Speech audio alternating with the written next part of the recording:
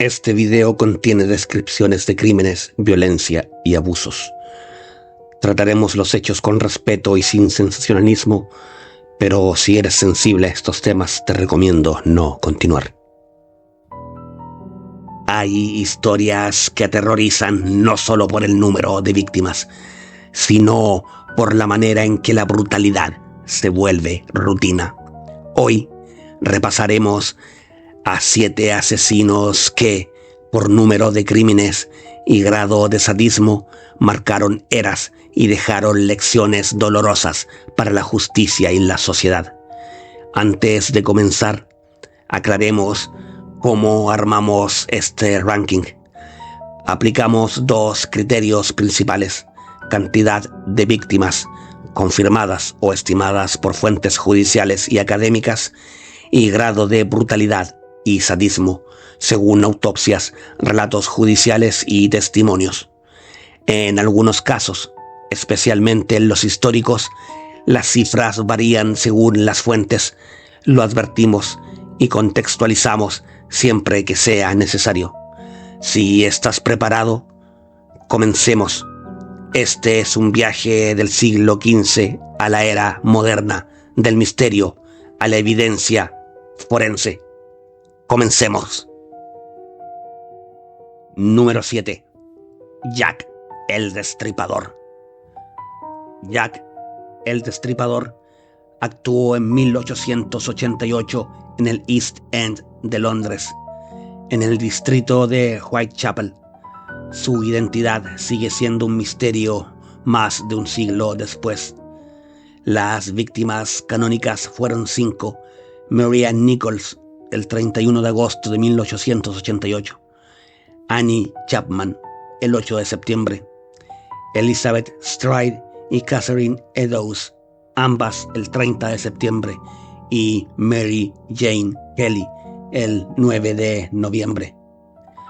Algunos investigadores creen que hubo al menos 11 víctimas más en ese mismo periodo, pero oficialmente se reconocen esas 5.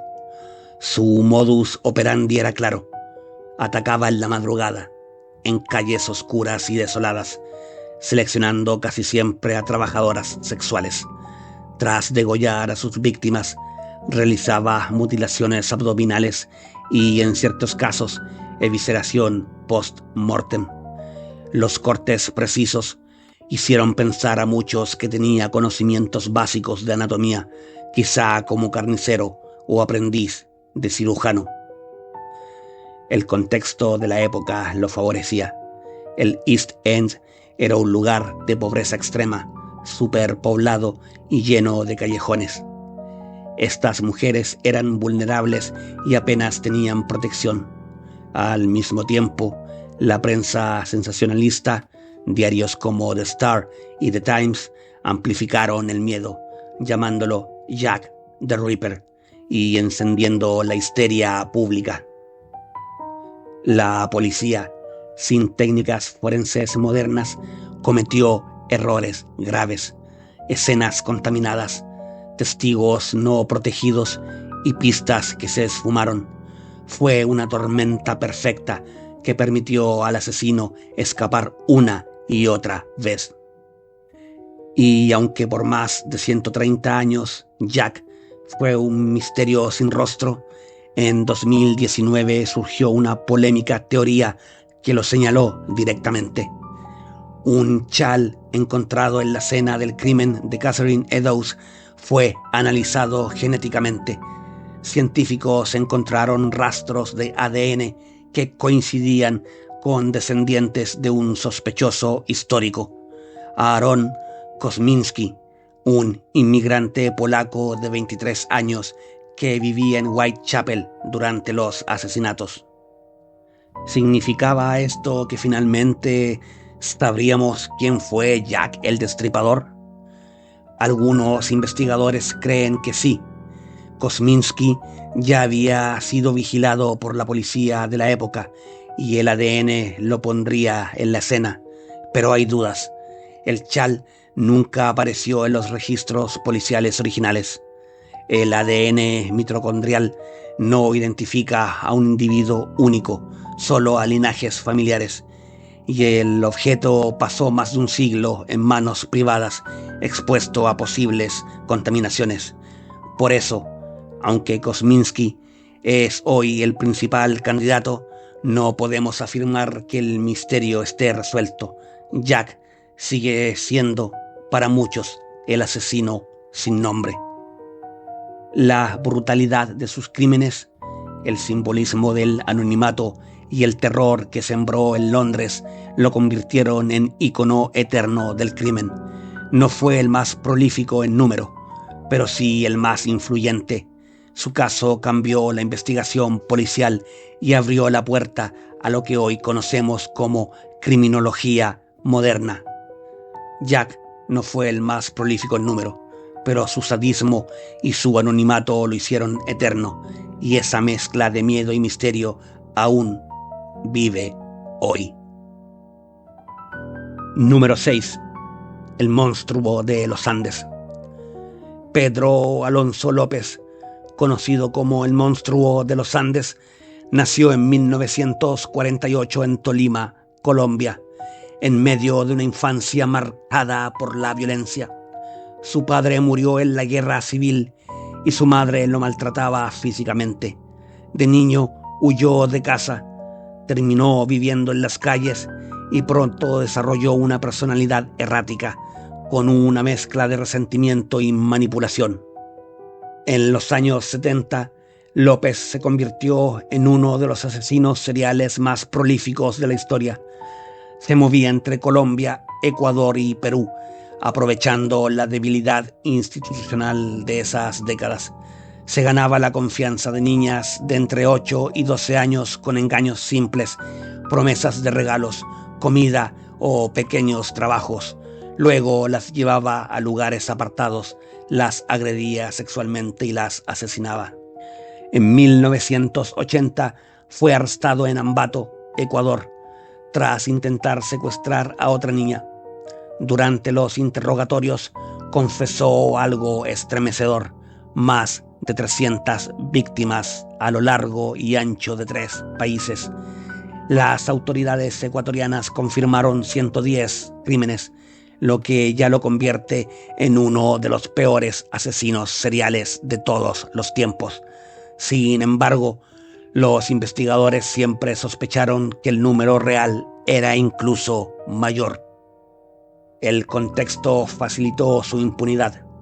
Comunidades rurales pobres, sin presencia policial, con familias que muchas veces ni siquiera denunciaban la desaparición de sus hijas. López conocía bien estos vacíos del sistema y se movía libremente de país a país. Fue condenado a prisión en Ecuador en 1983 con una sentencia de apenas 16 años, que era la pena máxima en ese país en aquel momento. Cumplió 14 años y fue liberado en 1994, lo que generó indignación mundial. Fue extraditado a Colombia por cargos pendientes, pero tras pasar algunos años en instituciones psiquiátricas, volvió a quedar en libertad. Desde entonces, su paradero ha sido incierto. Algunos informes dicen que fue visto en Colombia en los años 2000, otros lo dan por muerto. Lo cierto es que hasta hoy no hay registro claro de qué ocurrió con él tras su última liberación. Pedro Alonso López no solo es recordado por la cifra espeluznante de víctimas, sino porque su historia revela algo aún más inquietante: cómo la indiferencia estatal, la corrupción y la falta de coordinación internacional pueden permitir que un criminal de tal magnitud actúe durante años sin ser detenido. Un monstruo que aprovechó la invisibilidad de los más vulnerables, y lo más perturbador, nadie sabe con certeza dónde terminó. Número 5. El carnicero de Rostov. Andrei Romanovich Chikatilo, conocido como el carnicero de Rostov, nació en 1936 en Ucrania, en plena hambruna estalinista. Desde niño vivió en la miseria y la represión de la Unión de las Repúblicas Socialistas Soviéticas, una infancia de hambre, violencia y rumores familiares oscuros. Se decía que su hermano mayor había sido devorado por vecinos durante la hambruna, una leyenda que marcaría su psique para siempre. Entre 1978 y 1990, Chikatilo asesinó brutalmente a decenas de mujeres y niños en distintas ciudades soviéticas. Oficialmente fue condenado por 52 asesinatos, pero muchos expertos creen que el número real fue mucho más alto, quizás más de 70. Su modus operandi era tan macabro como metódico. Atraía a menores de edad, mujeres jóvenes o personas vulnerables a lugares apartados, con engaños como promesas de trabajo o ayuda. Allí los violaba, torturaba y mutilaba salvajemente. Los informes forenses hablan de cortes específicos, extracción de órganos y, en algunos casos, canibalismo parcial. Por eso, algunos criminólogos lo describen como el asesino serial más aterrador de la historia soviética.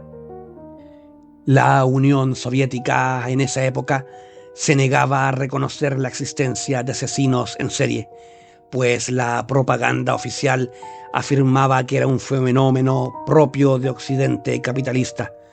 Esto retrasó la investigación. Durante años, la policía negó que hubiera un patrón, mientras los cuerpos se acumulaban. El silencio mediático, sumado a la burocracia soviética, permitió que Chikatilo actuara con impunidad durante más de una década. Su captura en 1990 fue un hito. Agentes encubiertos lo vigilaron en estaciones de tren y parques. La policía lo detuvo por comportamiento sospechoso y, tras pruebas de ADN y confesiones, finalmente cayó. El juicio en 1992 fue un espectáculo mediático. Chikatilo apareció en una jaula de hierro dentro del tribunal, gritando incoherencias, insultando a jueces y familiares de víctimas, mostrando una mezcla de arrogancia y locura que horrorizó al mundo. Fue ejecutado en 1994 con un disparo en la nuca, el método soviético de la época. Muchos creen que la figura de Hannibal Lecter en la novela y película El silencio de los inocentes se inspiró parcialmente en asesinos como Chikatilo, por la mezcla de inteligencia, canibalismo y sadismo. Aunque Thomas Harris, el autor, tomó referencia de varios criminales, no cabe duda que Chikatilo encaja en ese perfil aterrador que luego el cine popularizó. Su caso también inspiró documentales y películas como Citizen X de 1995, que narran cómo un asesino pudo evadir durante tanto tiempo a un Estado que se negaba a admitir la verdad. ¿Por qué está en la lista? No solo por el número de víctimas o la brutalidad de sus crímenes, sino porque Chikatilo representa cómo un sistema entero fracasó en proteger a sus ciudadanos por razones políticas e ideológicas. El resultado, una década de terror en los bosques y estaciones de tren soviéticas. Un asesino al que no frenó ni la KGB, ni el silencio soviético, ni el miedo social. Chikatilo no solo dejó cuerpos, dejó un legado de horror que todavía persigue a la criminología moderna. Número 4. La bestia de los Andes. Daniel Camargo Barbosa, conocido como la bestia de los Andes, fue uno de los asesinos seriales más temidos de América Latina. Nació en Colombia, pero su estela de horror se extendió también a Ecuador, donde sembró terror entre comunidades enteras en los años 70 y 80. Las cifras estremecen. Aunque oficialmente se le atribuyen decenas de víctimas, se cree que asesinó a más de 150 niñas y adolescentes. Camargo usaba un patrón tan frío como eficaz. Engañaba a las pequeñas con promesas de ropa, comida o trabajo. Las llevaba a lugares apartados y allí cometía abusos atroces antes de asesinarlas, casi siempre por estrangulamiento. Lo hacía con una frecuencia casi mecánica, como si la vida humana para él no tuviera el más mínimo valor. Lo que lo hace aún más aterrador no es solo el número de víctimas, sino la frialdad con la que hablaba de sus crímenes. Durante sus confesiones describía los hechos sin emoción ni remordimiento, como si relatara una rutina diaria. Esa indiferencia total lo convirtió en un símbolo del mal en su forma más pura. El contexto también jugó un papel clave. Camargo operaba en zonas rurales y suburbanas, donde las niñas eran extremadamente vulnerables, comunidades empobrecidas, familias desintegradas y la falta de protección estatal crearon el escenario perfecto para que este depredador actuara durante años sin ser detenido. Las desapariciones eran vistas como accidentes o migraciones, y esa negligencia permitió que el monstruo continuara impune. Su captura en Ecuador a finales de los años 80 fue un alivio tardío pero necesario. Cuando finalmente fue interrogado, su nivel de detalle y frialdad dejó impactados incluso a los investigadores más experimentados. Para muchos, su caso abrió los ojos de la sociedad sobre la magnitud del abuso y la violencia infantil en la región, temas que hasta entonces eran tabú o se minimizaban. El caso Camargo fue una llamada de atención dolorosa. Mostró que la niñez era el blanco más vulnerable de todos y que la indiferencia institucional podía ser tan mortal como el propio asesino. Por eso, su nombre sigue resonando como uno de los más crueles de la historia criminal mundial. Un depredador que convirtió la inocencia en su presa favorita, dejando un vacío imposible de llenar. Su frecuencia, su selección de víctimas y la brutalidad con la que actuaba lo colocan, sin discusión, en el top mundial de monstruos. Número 3. La bestia. Luis Alfredo Garavito Cubillos, apodado La Bestia, nació en 1957 en Colombia. Durante los años 90 se convirtió en el asesino serial más temido del continente y en uno de los más prolíficos de la historia. Su captura en 1999 no solo reveló el alcance de sus crímenes, sino también las profundas grietas de un país que, en medio de la violencia armada y el caos social, había dejado desprotegidos a sus niños. Garavito fue condenado inicialmente por 138 homicidios, pero sus confesiones y las investigaciones posteriores sugieren que la cifra real supera a las 300 víctimas, en su mayoría niños y adolescentes entre 6 y 16 años. Estas cifras lo colocan como uno de los asesinos en serie con más víctimas confirmadas en el mundo. Garavito tenía un patrón meticuloso y al mismo tiempo aterrador. Se disfrazaba para inspirar confianza, a veces como vendedor ambulante, otras como religioso o trabajador social, con promesas de dulces, dinero o un simple plato de comida. Atraía a los niños más vulnerables. Una vez en su poder, los llevaba a zonas apartadas, los torturaba y los asesinaba tras cometer abusos sexuales. La manipulación psicológica era parte de su estrategia. Sabía cómo leer las carencias emocionales de sus víctimas para ganarse su confianza en cuestión de minutos. Su reinado del terror ocurrió en una Colombia marcada por el conflicto armado, el narcotráfico y la violencia generalizada. Miles de niños vivían en la calle, huérfanos o desplazados por la guerra interna. Ese abandono institucional creó el escenario perfecto para que Garavito pudiera actuar durante años sin levantar sospechas. Las desapariciones eran vistas como parte de la violencia cotidiana y las denuncias rara vez prosperaban. En 1999, tras una serie de testimonios de sobrevivientes y la acumulación de pruebas forenses, Garavito fue finalmente arrestado. Durante los interrogatorios, confesó con una frialdad escalofriante. Enumeraba nombres, edades, lugares, como si llevara un registro personal de su horror. Su nivel de detalle permitió localizar varias fosas con restos de sus víctimas. El caso Garavito fue un antes y un después en Colombia. Su condena y la magnitud de los crímenes generaron debates nacionales e internacionales sobre la necesidad de mayor protección a la infancia, cooperación policial internacional y reformas en las políticas de búsqueda de desaparecidos. Incluso hoy, su figura sigue siendo utilizada como un recordatorio brutal de la urgencia de proteger a los más vulnerables. A pesar de la magnitud de sus crímenes, la legislación colombiana en ese momento no permitía la cadena perpetua ni la pena de muerte. Esto generó indignación en la opinión pública.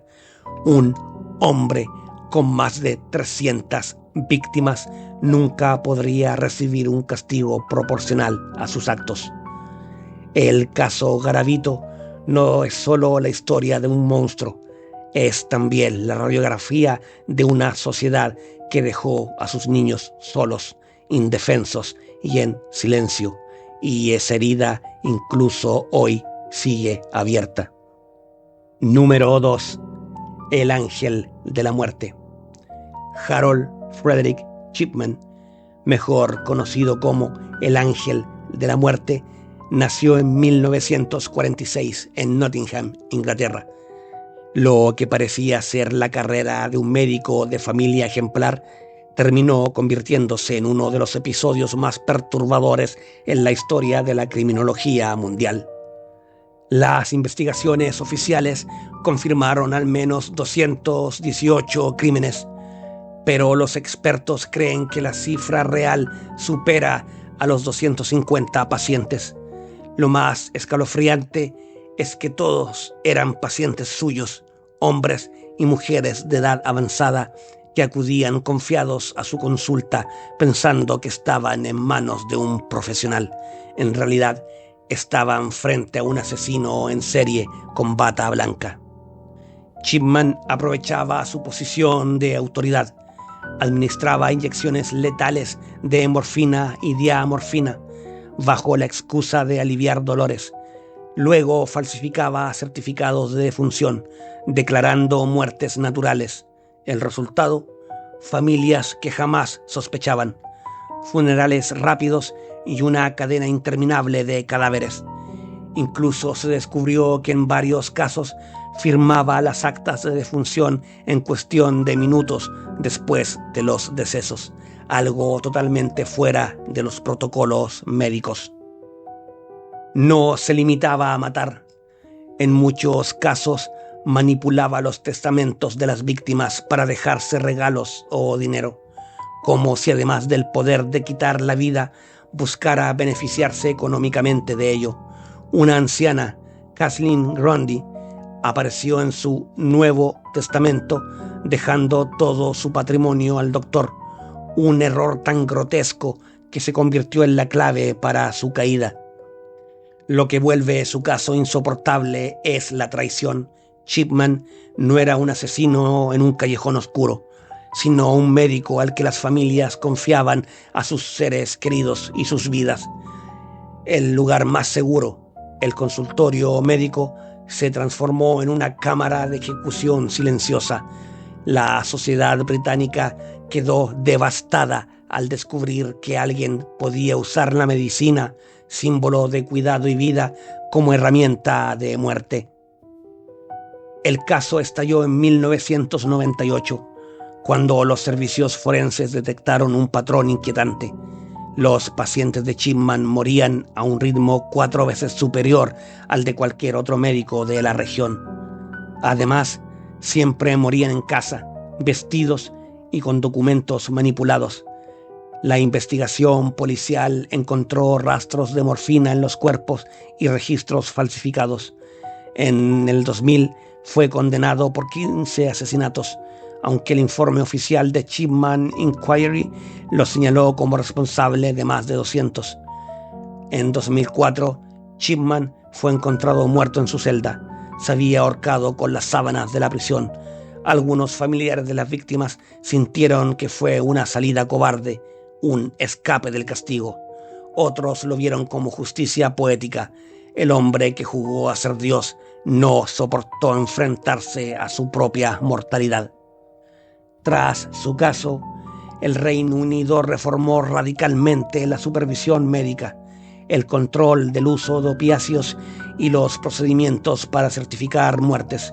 Incluso hoy, cada vez que un médico en Reino Unido firma un certificado de defunción, se recuerda la sombra del doctor Muerte.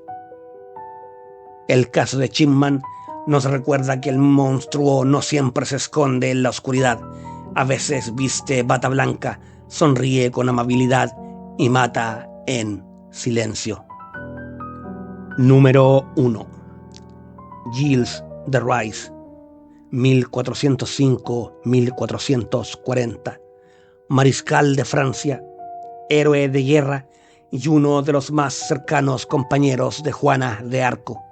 Fue considerado un noble brillante, culto, rico y con una aura casi legendaria. Pero tras la muerte de Juana, su vida tomó un giro oscuro que lo llevaría de la gloria al abismo de los mayores horrores medievales. Según las actas del juicio, al menos 80 niños fueron secuestrados, brutalmente violados, torturados y asesinados en sus castillos. Sin embargo, los cronistas de la época y posteriores ampliaron esa cifra a 200, 300 e incluso más de 600 víctimas. Aunque el número exacto es incierto, lo que sí está claro es la hazaña con la que actuaba, la nobleza manchada de sangre inocente. Los testimonios lo describen con un sadismo ritual. Gilles mandaba a sus sirvientes a atraer niños pobres con promesas de trabajo, comida o monedas. Una vez dentro de sus dominios, los pequeños eran desnudados, atados y sometidos a torturas inimaginables, desgarros, golpes, violaciones y en muchos casos estrangulamientos lentos para prolongar el sufrimiento. Según los jueces, él disfrutaba viendo sus espasmos de agonía, llegando incluso a masturbarse sobre los cuerpos moribundos. En ocasiones los decapitaba personalmente, bañándose en su propia sangre. Y lo más perturbador, algunos documentos sugieren que recogía las cabezas y las contemplaba como trofeos macabros. Además, se mencionan prácticas de invocación demoníaca. Alquimistas y clérigos corruptos habrían participado en rituales satánicos en sus castillos, buscando oro y poder a cambio de sacrificios infantiles. Contexto histórico. Estamos en pleno siglo XV, un tiempo donde religión, política y superstición estaban entrelazadas. El caso de Gilles de Rais se convirtió en un escándalo, porque no se trataba de un campesino marginal ni de un forajido, sino de un noble, un mariscal que había luchado codo a codo junto a la mismísima Juana de Arco. Su caída sirvió para enviar un mensaje.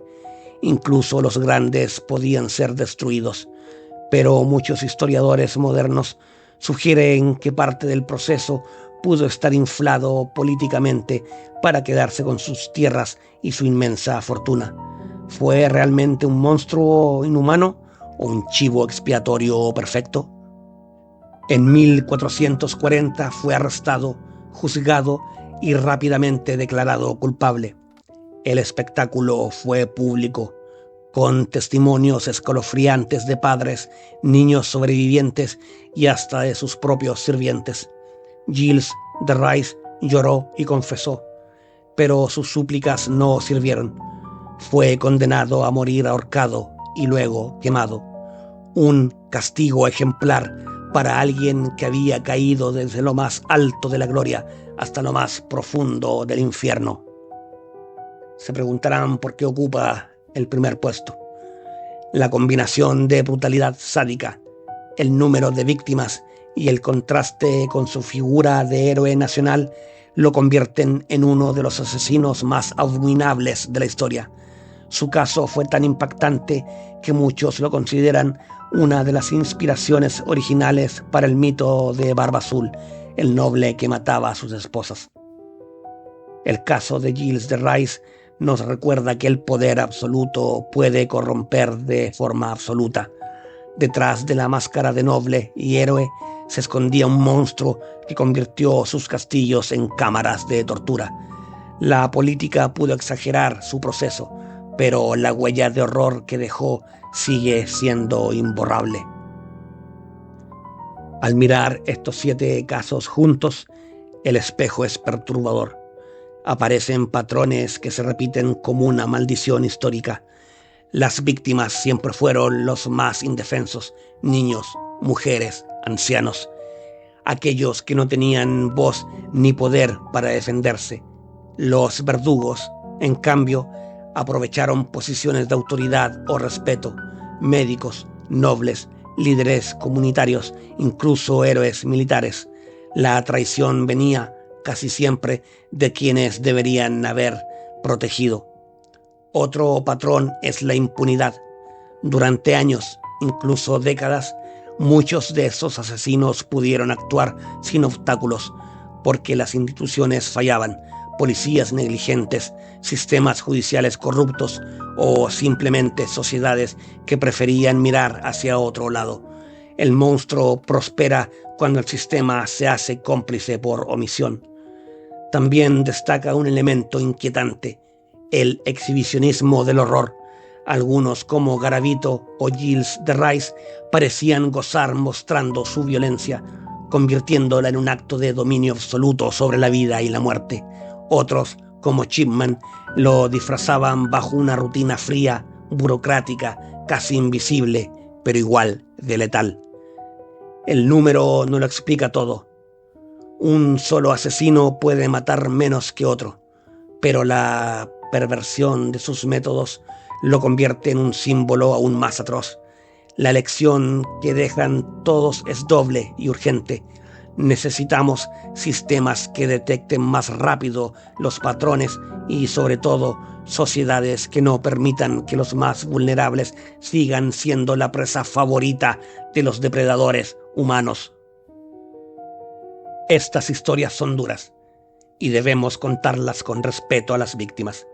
Aprender de ellas es la mejor forma de honrarlas.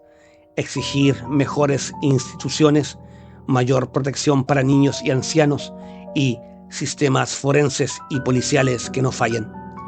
Si este video te pareció útil, suscríbete para más análisis de crímenes reales y lecciones para la justicia. Deja en los comentarios cuál de estos casos te gustaría que desarrollemos en profundidad. Podemos dedicar un episodio entero a cada uno, con entrevistas a expertos y reconstrucciones documentales. Gracias por mirar. Recordemos a las víctimas no por el morbo, sino por la obligación de no repetir la historia.